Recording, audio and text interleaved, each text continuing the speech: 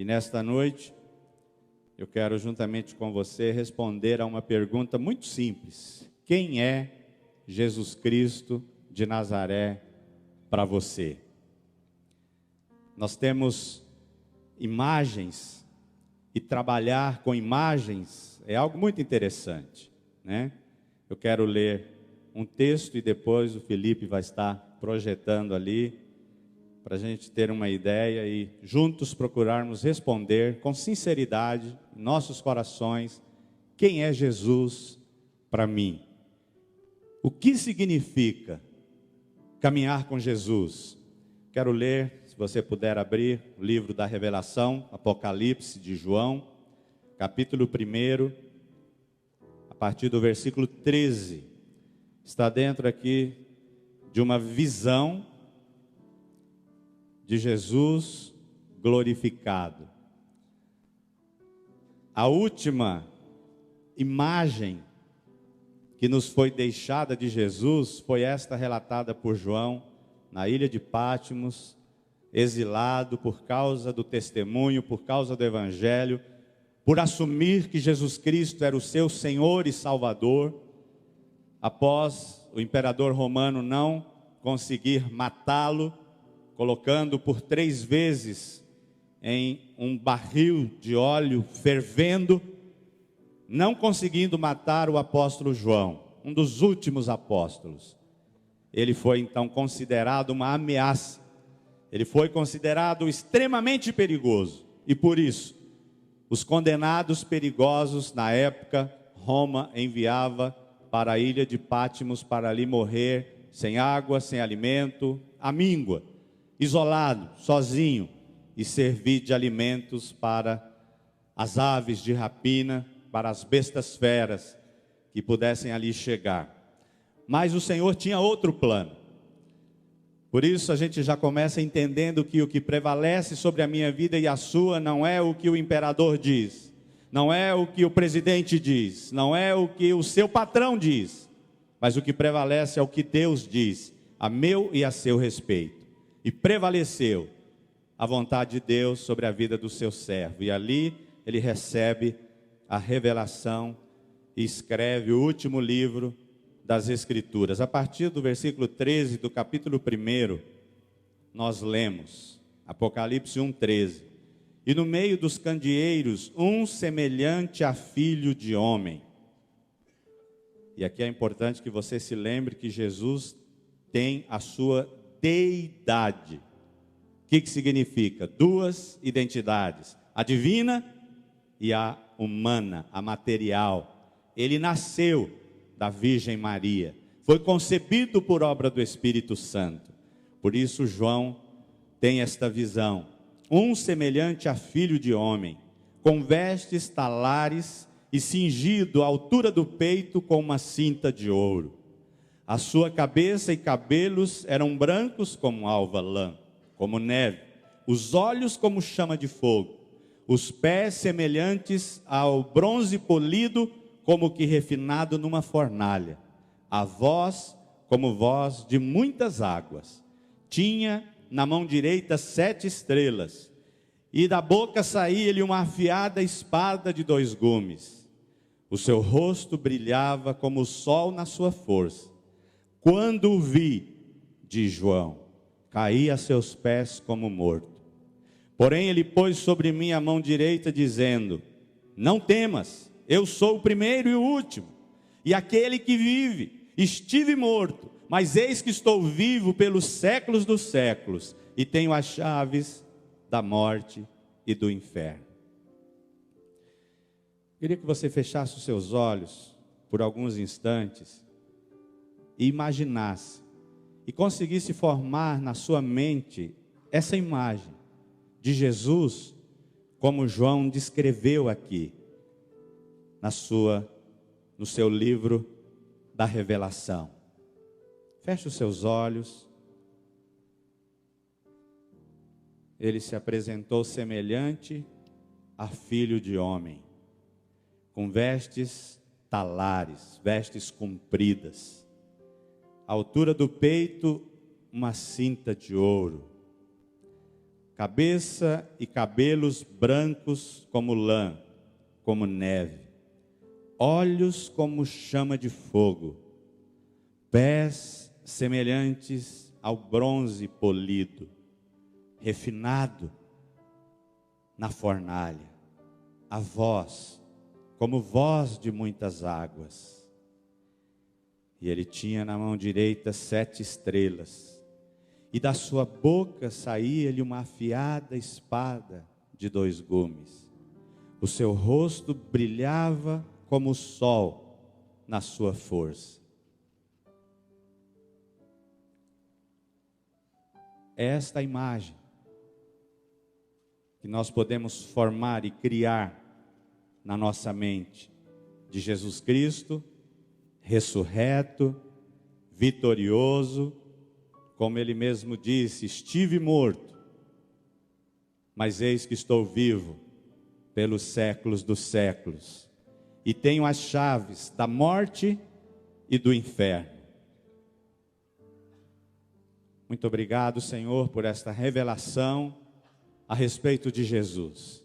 E nesta noite, nós queremos sinceramente ser confrontados com a Tua palavra e nos posicionarmos e respondermos de maneira correta quem é Jesus Cristo de Nazaré para a minha vida, o que Ele representa para mim e para cada um dos meus irmãos. Querido Espírito Santo, nos ajude, nos auxilie na compreensão desta revelação que pode mudar para sempre e eternamente as nossas vidas. Em nome de Jesus. Amém. Amém. Pode apagar as luzes aqui, são apenas algumas.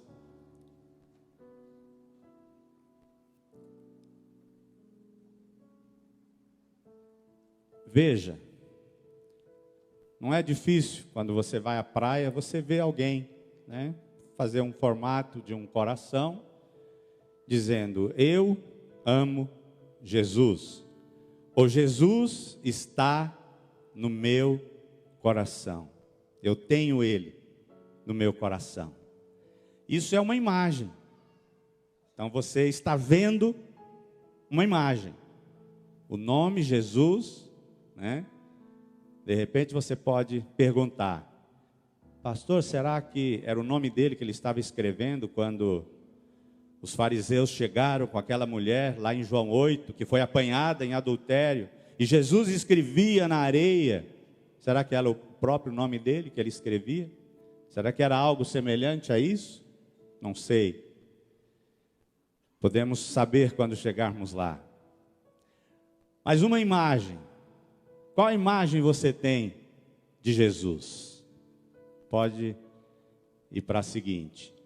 O que é uma imagem? No latim, imago, uma representação visual. Isso é uma imagem. No grego, eidos, uma ideia. Veja, já muda, né? Uma ideia, uma projeção da mente. A mente projeta uma imagem.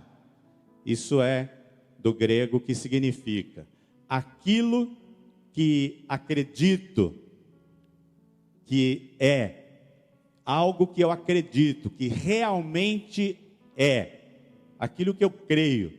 Então eu formo aquela imagem.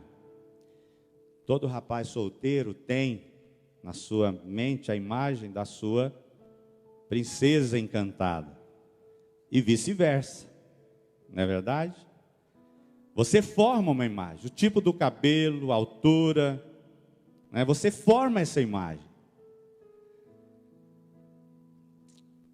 Pode ir para o próximo. Para você, quem é Jesus? Essa é a pergunta única que eu quero, junto com você, responder nesta noite. A história está dividida em antes de Cristo e depois de Cristo. A sua vida também, você consegue marcar o dia que Jesus entrou na sua vida?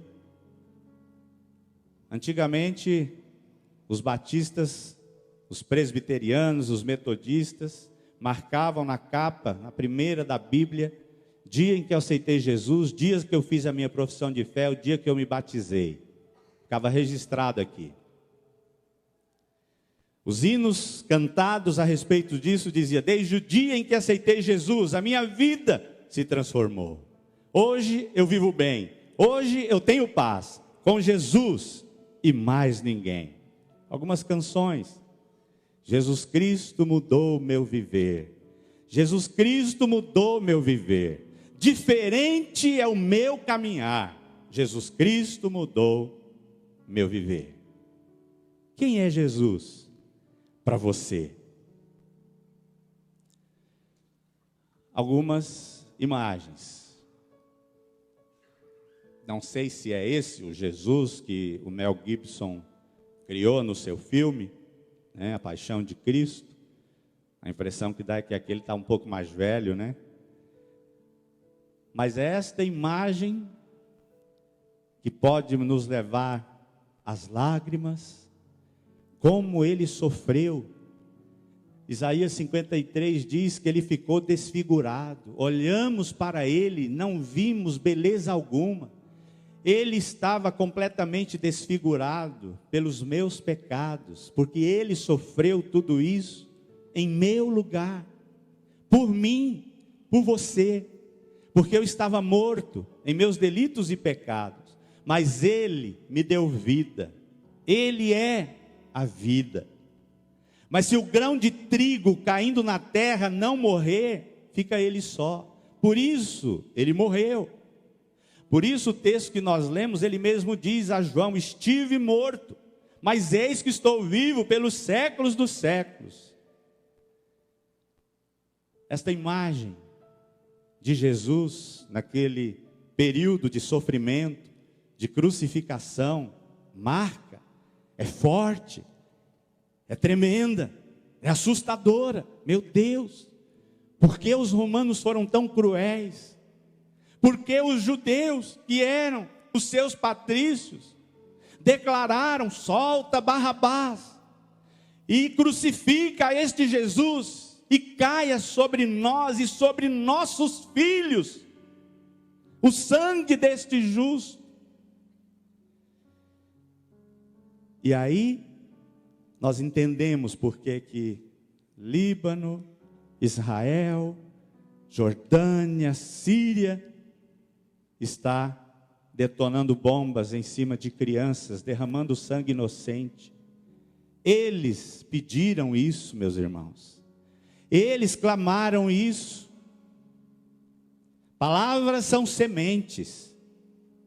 Eles lançaram essa palavra. Estão colhendo. Pastor, mas não é justo. Deus é quem determina. Ele é o justo juiz. Quem é Jesus Cristo para você? Tem outras imagens. Quando você vê a cruz, e para o cristão verdadeiro, discípulo de Jesus Cristo, a cruz vazia é um símbolo de vitória. A cruz vazia é um grande sinal demais na minha vida. O Deus que me ama muito mais. Na aritmética é um sinal de mais, não é isso? Deus é mais, Jesus fez mais por mim. A cruz é uma imagem que eu tenho de que nela Jesus entregou a sua vida. Naquele madeiro ele foi crucificado, ele foi morto por mim. Ele entregou-se em meu lugar. A imagem da cruz. Outra imagem, alguns têm em seus lares uma imagem como esta. E para muitas pessoas, este é o Jesus que elas dirigem a ele as suas rezas, as suas preces, a este Jesus. É uma imagem. ficou formada na mente, na memória, uma imagem de Jesus. Tem outras. Nas histórias bíblicas, nos desenhos bíblicos, você tem ele como o pastor, né, com o cajado, com a vara. No seu tempo, isso era muito comum. É uma figura de Jesus. Quem é Jesus para você? Que sentimento? Quando você vê o leão, você lembra-se que ele é o leão da tribo de Judá. Ele é o leão da tribo de Judá. O diabo, imitador, ruge, brama como leão, procurando alguém para devorar. Mas o verdadeiro leão da tribo de Judá é Jesus Cristo de Nazaré. C.S. Lewis, nos seus filmes, as Crônicas de Nárnia e outros que você já viu, usa com muita propriedade a figura do leão, a imagem do leão, o rei da floresta, o rei dos animais. Jesus, Rei dos reis, Senhor dos senhores. Qual a imagem que você tem no seu coração de Jesus? Mais uma, e aí nós vamos olhar para as Escrituras e fecharmos aqui nesta noite. Se você puder abrir a sua Bíblia em Filipenses agora, no capítulo 2, versículo 10, carta de Paulo aos Filipenses 2, nós vamos procurar responder a esta pergunta. Filipenses 2, 10.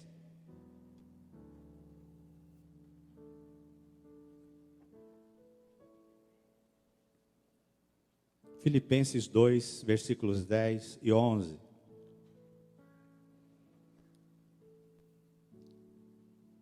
Para que ao nome de Jesus se dobre todo o joelho, nos céus, na terra e debaixo da terra, e toda língua confesse que Jesus Cristo é Senhor, para a glória de Deus Pai.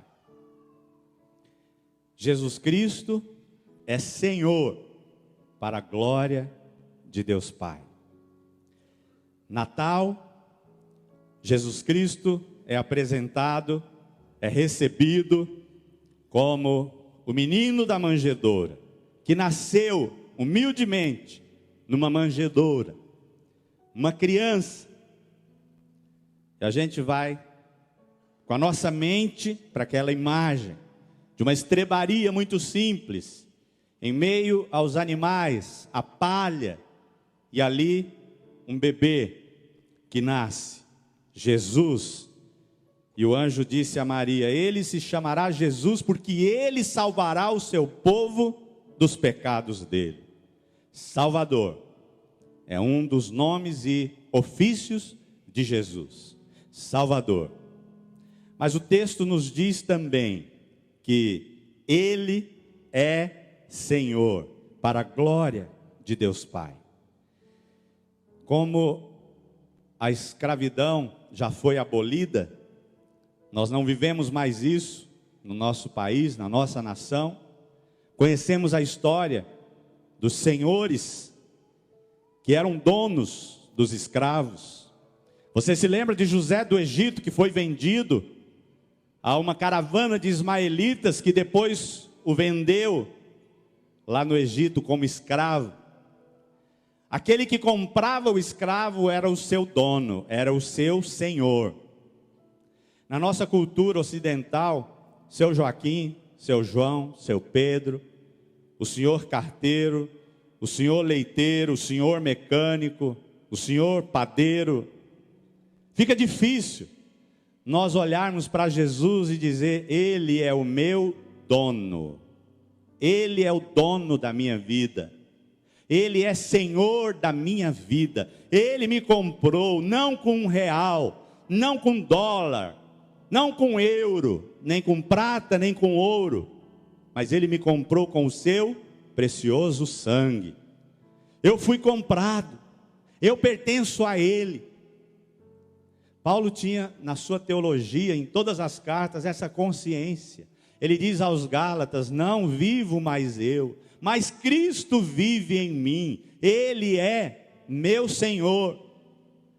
As minhas vontades são a dele. Eu vivo agora para obedecê-lo radicalmente. Ele é o dono da minha vida. O escravo não sabe o que faz o seu Senhor. Jesus Cristo é Senhor. Esta figura, ela não é muito comum para nós. E quando nós imaginamos e temos a imagem de Jesus como Salvador, nós então temos uma relação de bênçãos, de benefícios que Ele providenciou para nós e que são legítimos. Ele nos arrancou do império das trevas e nos plantou no reino do Filho do seu amor, diz Paulo em Efésios. O Salvador perdoou os meus pecados. O Salvador, Ele veio buscar e salvar o que se havia perdido. Lucas 19:10. Então o Salvador, Ele providenciou perdão. Ele é o príncipe da paz. O Salvador proporciona inúmeros benefícios para a minha vida. Mas quando eu viro a página e digo que Ele é meu Salvador, mas também meu Senhor, aí eu preciso olhar, não para a caixinha de promessas. Você conhece a caixinha de promessas? Alguns brincam, né? Dizendo que é o horóscopo do crente. Não, é uma caixinha de promessas mesmo. Porque Jesus fez muitas promessas para nós, como Salvador, que Ele é das nossas vidas. Agora, eu não achei para comprar uma caixinha de mandamentos. As livrarias não vendem. Não foi produzida uma caixinha com os mandamentos do meu Senhor para a minha vida. Olha que interessante. Porque quando Ele é Senhor, Ele tem mandamentos para que eu obedeça. Vós sois meus amigos, se fazeis o que eu vos mando, se obedeceis a minha palavra. Queridos, tudo que nós precisamos está na pessoa maravilhosa de Jesus Cristo, como Senhor e como Salvador das nossas vidas. É salvação, Jesus é o Salvador. É libertação, o Filho do Homem veio buscar e salvar o que se havia perdido. Conhecereis a verdade vos libertará. É de libertação que você precisa, é de Jesus que você precisa. É de vida eterna que você precisa. Ele é a vida eterna, Ele dá a vida eterna, para que todo aquele que nele crer não pereça, mas tenha, verbo conjugado no aqui e no agora, tenha a vida eterna. O nome escrito no livro da vida para sempre. Aquele que o Pai me dá, esse vem a mim, e aquele que vem a mim, de maneira nenhuma o lançarei fora. A questão é, Jesus é o Senhor da sua vida?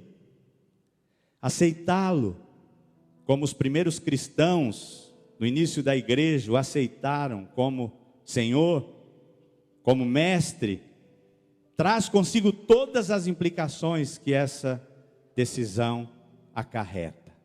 Quando eu confesso Jesus, eu estou dizendo: Satanás, tu não tens mais nenhuma autoridade, nenhum direito legal sobre a minha vida, porque a minha vida foi arrancada com raiz e tudo do reino das trevas e foi plantada no reino da luz, por Jesus Cristo de Nazaré. Ele me arrancou, Ele me tirou. Queridos, não tem como eu e você continuarmos do mesmo jeito. Não dá. Não existe isso. Ou Jesus mudou a minha vida, porque recalchutagem Ele não faz. É necessário morrer para nascer de novo. Quem quiser ser meu discípulo, Lucas escreveu, Jesus dizendo: negue-se a si mesmo, tome a sua cruz e siga-me, e venha após mim. Você crê em Jesus? Claro que eu creio, pastor. Afinal de contas, a Bíblia diz que até os demônios creem e tremem, estremecem. É claro que eu creio em Jesus. A questão é que essa experiência, muitas vezes, ela é apenas mental. Ela é uma experiência apenas que você colocou como um assentimento intelectual na sua vida. Mas é claro que eu creio em Jesus, com certeza, não tem como. Aquele quadro que alguns têm em casa, tem uma relação ali, você se lembra? Jesus Cristo é, aí, advogado, Cordeiro de Deus, ressurreição e a vida, Senhor dos senhores, homem de dores, mestre, a porta, água viva, pão da vida, videira verdadeira. Ele é o mediador, ele é o carpinteiro, não tem pau torto, como o ditado popular diz, né? Pau que nasce torto, morre torto, fulano não tem jeito. Ele é o carpinteiro, endireita sim, se você se submeter a ele. De manhã o pastor ministrou Jeremias 18, o vaso nas mãos do oleiro, quebrou, ele faz de novo. Ele é o supremo oleiro das nossas vidas. Ele é o bom pastor, ele é a luz do mundo. Quem o segue não anda nas trevas. Ele é o Salvador, ele é o Rei dos Reis, ele é o noivo, que a igreja como noiva o aguarda. Ele é o Emanuel, Deus conosco. Ele é o Redentor, ele é o caminho, a verdade e a vida. Será que nós entendemos bem o significado de crer em Jesus? Tchelão, quando a gente vai nos 12 CDPs, 40% dos meninos que ali estão passaram pela igreja, tocaram no louvor, eram obreiros na igreja, pregavam, ministravam, foram batizados na igreja. Quantos você conhece que diz assim: puxa, eu preciso voltar para Jesus, eu preciso voltar. Às vezes a expressão é voltar para a igreja, mas não consegue voltar para a igreja se não voltar antes para Jesus, se não ter o fogo do primeiro amor no coração. Voltar para a igreja é muito difícil, é muito difícil. O filho pródigo volta depois de ter perdido tudo, depois de se encontrar no fundo do poço. Alguns não dá mais tempo de voltar. É interessante, eu era crente, puxa, eu fui batizado. Quantos? Hoje estima-se que na mesma proporção em que nós temos uma estatística de cristãos arrolados na igreja visível, nós temos de cristãos em trânsito. Uma igreja em trânsito. Uma igreja que se decepcionou com líderes, que se decepcionou com estruturas, e que diz: eu estou cultuando a Deus em casa. Pastor Ed René, esses dias, da Batista da Água Branca, ministrando uma palavra, ele dizia: quem não tem a igreja por mãe, não tem Deus por pai. Não existe essa história de ser crente em casa. Você tem que estar debaixo de uma cobertura. Você tem que ter o seu compromisso de partilhar do corpo de Cristo na ceia, de devolver o seu dízimo, de assumir um compromisso. Eu estou debaixo de uma cobertura, de fechar as brechas da sua vida, acabar com toda a legalidade do inimigo. E essa volta não é fácil, não é fácil. Todas as experiências de pessoas que a gente conversa, que a gente conhece, não é fácil esse retorno. Muitos criam uma projeção intelectual de Jesus e acreditam nela e se decepcionam. Mas eu quero concluir para nós orarmos. Os 4 evangelhos, Mateus, Marcos, Lucas e João. E depois as cartas, principalmente as paulinas, as 13 cartas que Paulo escreve, vão de fato dizer quem é Jesus. Vão mostrar a sua pureza, a sua verdade límpida e cristalina, a sua sabedoria sublime, a autoridade magistral de Jesus e o seu poder para eliminar um nódulo e não ser necessária a cirurgia. Poder transformador de Jesus, autoridade, sua morte extraordinária e sua ressurreição espantosa para aqueles que viveram na sua época. Marcos 4:41, os discípulos, após Jesus acalmar a tempestade, eles dizem, Marcos 4:41, quem é este que até o vento e o mar lhe obedecem? Esses homens caminhavam com Jesus há 3 anos e pouco, eram os 12 que estavam mais próximos dele. Eles fizeram esta pergunta, quem é este? Quem é este? Quem é este? Eu e você poderíamos dizer, mas, poxa, os discípulos não sabiam que era Jesus?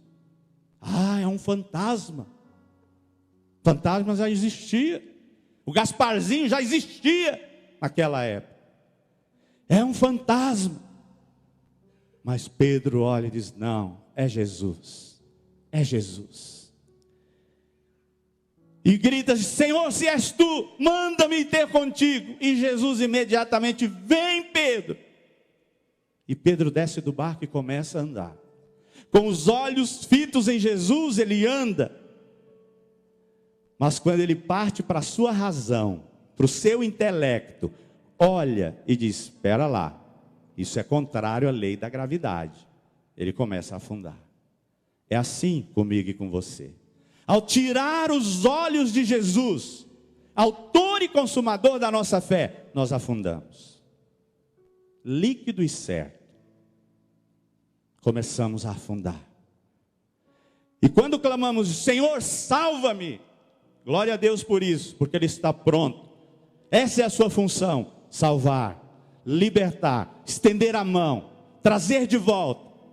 Como o pai que aguardava o retorno do filho de braços abertos, ele o recebe, celebra uma festa, faz uma grande celebração. Em Mateus 16:13, Jesus pergunta aos discípulos, não é naquele momento, quem dizem os homens que eu sou?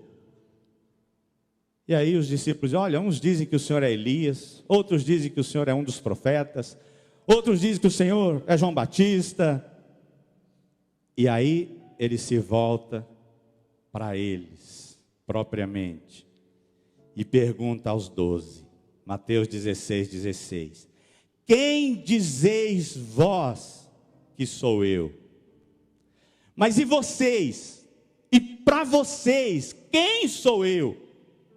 Jesus conhecia o coração dos seus discípulos. Jesus sabia que um deles o trairia. Jesus sabia que um deles o negaria. Por isso ele pergunta, mas e vocês? Que caminham comigo, que estão vendo as multiplicações de pães, os cegos enxergando, os paralíticos andando, os leprosos sendo purificados, os pecados sendo perdoados de tantos. E vocês, quem dizeis que eu sou? E Pedro então responde, tu és o Cristo, o Filho do Deus vivo. Tu és o Cristo. E essa palavra significa ungido de Deus. Cristo, ungido. Messias, ungido pelo Espírito Santo. E aqui, meus irmãos, é importante nós entendermos, a história relata, que foi por causa dessa identidade de Jesus que ele foi condenado.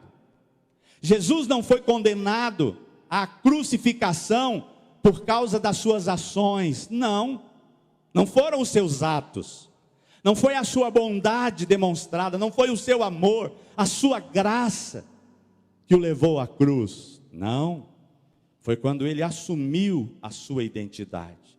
É tanto que no seu interrogatório, Pilatos diz: olha, estão dizendo que tu és o Cristo, que tu és o Messias, que tu és o Rei. Ele diz: tu o dizes, tu o dizes. E a condenação que Pilatos depois faz em Mateus 26, ele não acha em Jesus crime algum. Mas qual foi o título que Pilatos mandou colocar acima da cruz? Jesus Nazareno, Rei dos Judeus. A condenação de Jesus foi por causa da sua identidade assumida. Ele assumiu a sua identidade. Ele veio para salvar, ele veio para reinar, ele veio para ser o Senhor dos senhores. E ali ele perde a sua vida para que nós tivéssemos a nossa vida. E aí nós temos então os dois grupos, as criaturas e os filhos de Deus. Ah, pastor, mas essa história não é bem assim. Todo mundo é filho de Deus. Deus é o Pai e Criador de todas as coisas. Como Criador, Ele criou todas as pessoas. Mas Jesus mesmo disse, comissionou os seus discípulos, em Marcos 16:15, dizendo: ide por todo o mundo e pregai o Evangelho a toda criatura. A toda criatura. Porque não são filhos ainda. Mas em João 1,12 ele diz: a todos quantos o receberem, deu-lhes o poder de se tornarem filhos de Deus. Em Mateus 3, versículo 17, Jesus mesmo ouve do Pai um testemunho audível da identidade de Jesus. O Espírito Santo desce sobre ele, a Trindade se manifesta ali, o Filho está sendo batizado e o Pai fala: este é o meu Filho amado, em quem eu tenho todo prazer, que me dá muita alegria a vida deste meu filho. Deus pode olhar para você nessa noite e dizer a mesma coisa. Romanos 8:29 diz que Jesus é o primogênito entre muitos irmãos. Então ele é o nosso irmão mais velho. Deus não tem filhos prediletos. Jesus não foi o queridinho do Pai. Ele foi o primogênito, o unigênito, gerado pelo Pai, pelo Espírito, único gerado daquela maneira. Mas nele nós fomos incluídos. Nele nós fomos enxertados. E dele nós recebemos vida, perdão, alegria, salvação, livramento, paz, para vivermos. Eu vim trazer vida e vida com abundância. Eu quero concluir, meus irmãos. Tomé, após a gloriosa ressurreição de Jesus, ele acaba com aquela incredulidade. Em João 20:28, quando ele diz: Senhor meu e Deus meu. Olha a expressão de Tomé. Ele vê Jesus. Jesus aparece após a sua ressurreição e diz: Tomé, coloca o teu dedo aqui do lado, põe o teu dedo aqui na minha mão e vês que sou eu mesmo. E ali Tomé diz: Senhor meu e Deus meu.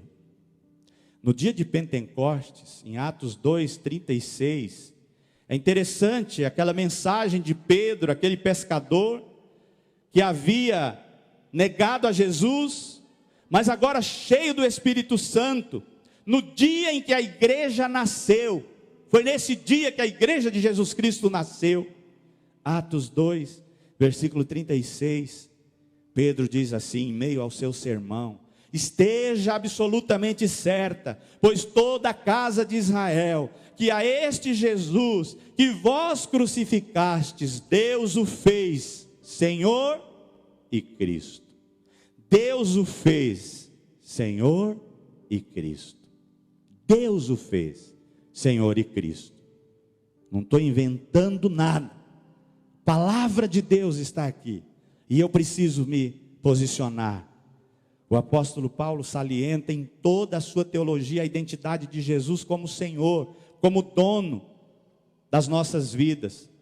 Só quero lembrar como é que ele fazia a oração de entrega, quando alguém se dispunha a receber Jesus.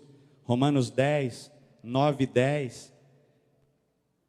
Recebeu Jesus, abriu o coração, confessou, creu, era essa a forma. Romanos 10, 9 e 10. Se com a tua boca confessares Jesus como Senhor. Irmãos, nós passaríamos aqui semanas estudando Jesus Cristo como Senhor, como Senhor. Se com a sua boca confessares Jesus como Senhor e em teu coração creres que Deus o ressuscitou dentre os mortos, serás salvo. É como Senhor. Quem é Jesus para você? Quem é Jesus na minha vida? O Novo Testamento mostra Jesus como Salvador 16 vezes. 16 vezes você vai ler que Jesus é Salvador. Novo Testamento inteiro. Como mestre, nós encontramos 64 vezes. Jesus como mestre, 64 vezes. Mas como Senhor, sabe quantas vezes nós vamos encontrar? Cerca de 650 vezes. O Novo Testamento vai mostrar quem é Jesus. Ele é Senhor. O jovem rico chega para ele e diz: Senhor, eu tenho observado os mandamentos, eu tenho dado dízimo, tenho jejuado, cuido do meu pai, não bato na minha esposa, sou dizimista. O que eu preciso fazer para herdar a vida eterna? Jesus, conhecedor do coração, disse: é muito simples. O Senhor da sua vida chama-se Baal. Se você tirar Baal do seu coração, eu entrarei. Porque nós não podemos servir a dois senhores. Ele era um jovem rico. E por isso a riqueza, muitas vezes, tomando lugar, sendo dono da vida, impede que Jesus entre, reine e seja Senhor daquela vida. O texto bíblico diz que aquele moço sai triste, chateado, magoei. Jesus me pediu um negócio que mexeu na ferida. Assim não dá. E ele sai. Jesus não deu um desconto. Jesus não dá desconto. Nós estamos vivendo um tempo de realmente uma peneira sendo passada na igreja invisível do Senhor Jesus. Não estou dizendo na igreja visível, ou nesta igreja, mas na igreja de Jesus como um todo. Os irmãos do louvor podem vir. Os benefícios de Jesus como Salvador são muito claros, mas as responsabilidades de Jesus como Senhor são muito claras também. O que farei de Jesus chamado Cristo? Pilatos fez esta pergunta para os judeus e eles gritaram: crucifica-o, crucifica-o. O que você tem feito de Jesus chamado Cristo? Ah, eu conheço há muitos anos, eu me batizei com o pastor fulano de tal, que honra, que bênção, ele já está com o Senhor. Os presbiterianos usam a expressão reverendo, né? Reverendo fulano de tal me batizou, eu fiz a pública profissão de fé com o reverendo fulano. E daí? Onde você está hoje? Onde Jesus está hoje na sua vida? Ele dirige a sua vida. Você pode contar com Ele. Ele é o Emanuel na sua vida, o Deus conosco. Ele prometeu estar conosco todos os dias, todos os dias, todos os dias, até a consumação. Quando alguém chega e diz: pastor, eu estou sentindo Deus tão distante, eu estou desanimado, não estou sentindo a presença de Deus. Aí a pergunta seguinte é: quem se afastou de quem? Deus nunca se afasta de nós, nunca. As mãos e os braços do Senhor estão estendidos para salvar, seus olhos estão abertos e atentos para abençoar, seus ouvidos prontos a ouvir a nossa oração. Mas os nossos pecados separam, os nossos pecados são obstáculos para o Senhor. Se coloque de pé na presença do Senhor, feche os seus olhos e responda a essa pergunta: quem é Jesus? Quem sabe nesta noite você diga: Senhor, chega, basta, eu quero voltar ao primeiro amor, eu quero declarar que só o Senhor é Deus, eu quero declarar, como Pedro disse: para quem iremos nós? Só tu tens as palavras de vida eterna. Oh Jesus, Jesus, Jesus, meu Salvador, Messias, meu Senhor, meu Rei, meu dono. Entregue a Ele o seu coração nesta noite. Ratifique a sua aliança com Ele. Declare que nada, ninguém vai impedir. É uma decisão sua. Eu tomo a decisão. Levantar-me-ei e irei ter com meu Pai. A decisão daquele jovem, cuidando de porcos, sem ter o que comer. Levantar-me-ei e irei ter com meu Pai. Ele não precisa me aceitar como filho, porque eu pisei na bola com ele, não tenho mais direito. Mas ele talvez não soubesse que não existe ex-pai. O Pai continuava sendo Pai, continua sendo Pai, cheio de amor, cheio de perdão, cheio de graça, cheio de misericórdia, para receber, celebrar e festejar. Como Ele mesmo disse: vamos nos alegrar porque este meu filho estava perdido e foi achado, estava morto e reviveu.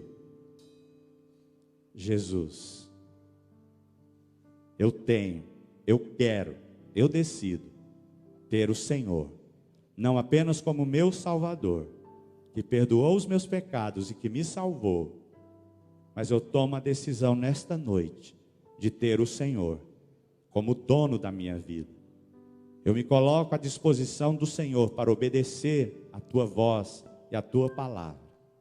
Em teu nome, Jesus. Amém.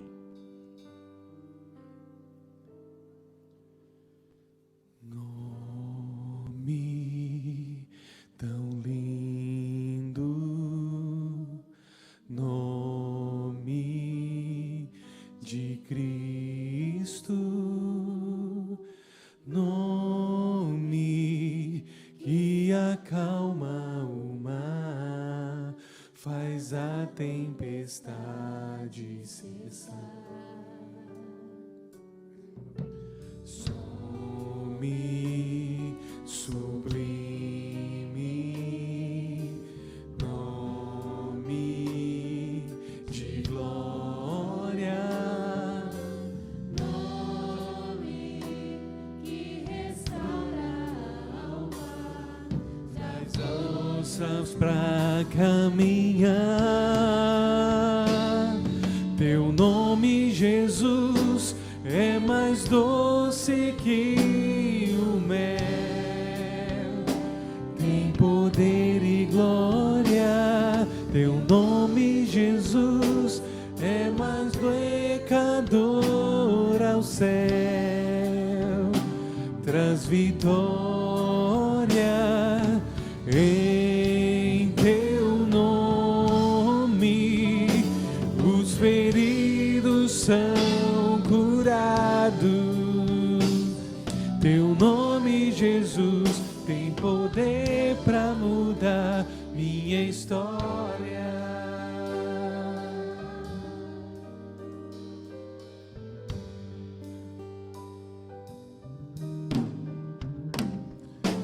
Nome tão lindo, nome De Cristo, nome que acalma o mar, faz a tempestade cessar. nome sublime, nome de glória, nome que restaura a alma, faz forças pra caminhar. Teu nome, Jesus, é mais doce que o mel, tem poder e glória. Teu nome, Jesus, leva o pecador ao céu, traz vitória. Em teu nome, os feridos são curados. Teu nome, Jesus, tem poder para mudar minha história. Teu nome, Jesus, é mais doce que o mel. Tem poder e glória.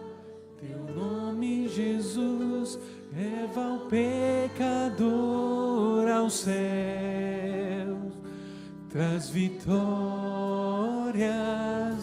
Em teu nome, os feridos são curados. Teu nome, Jesus, tem poder para mudar minha história.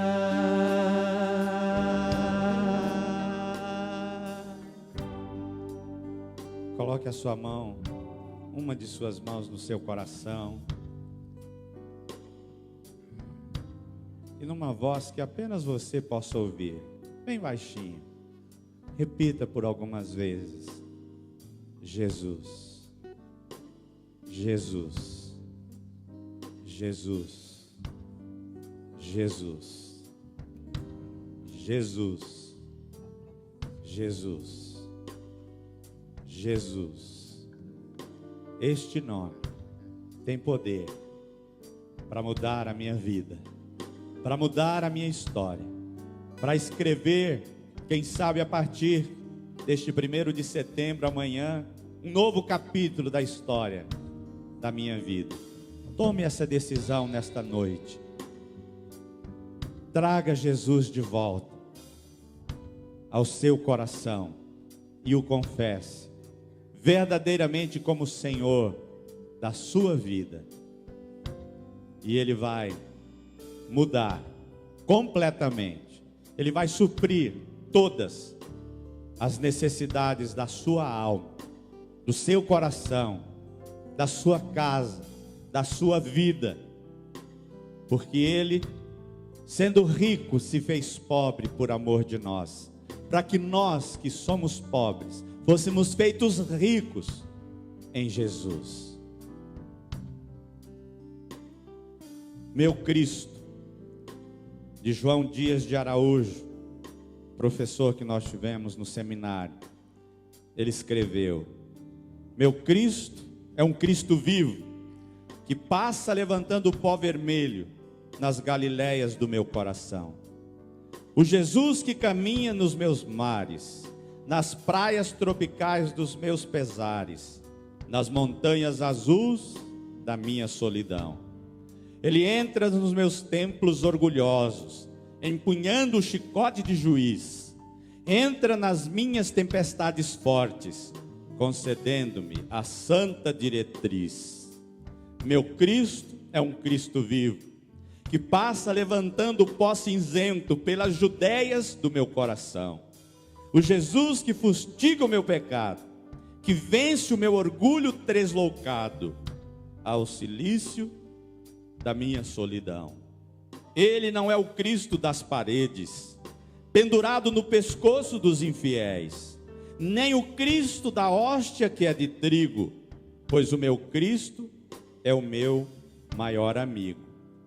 Meu Cristo, o meu Cristo que agita dentro da divindade infinita, dentro da humanidade tão prescrita.